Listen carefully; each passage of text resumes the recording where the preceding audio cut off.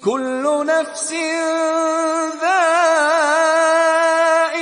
الموت وإنما توفون أجوركم يوم القيامة فمن زحزح عن النار وأدخل الجنة فقد فاز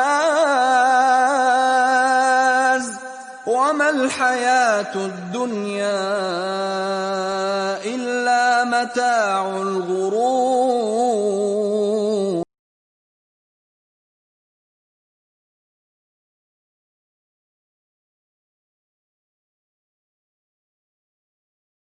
وهو القاهر فوق عباده ويرسل عليكم حفظة حتى إذا جاء أحدكم الموت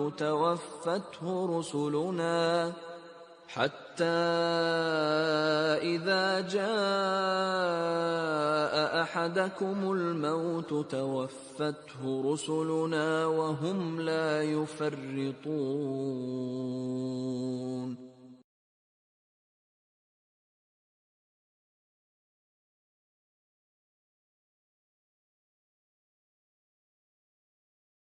قُلْ يَتَوَفَّاكُم مَّلَكُ الْمَوْتِ الَّذِي وُكِّلَ بِكُمْ ثُمَّ إِلَىٰ رَبِّكُمْ تُرْجَعُونَ.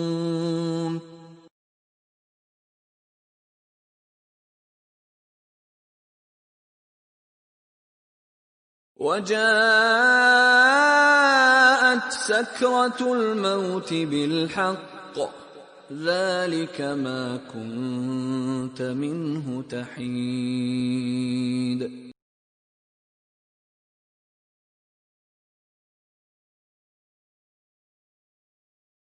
وَأَنفِقُوا مِمَّا رَزَقْنَاكُم مِّن قَبْلِ أَن يَأْتِيَ أَحَدَكُمُ الموت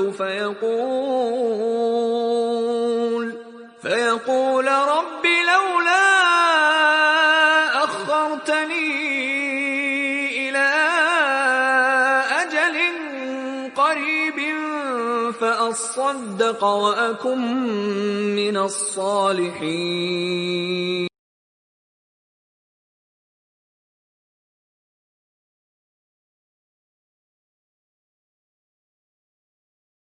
ولن يؤخر الله نفسا إذا جاء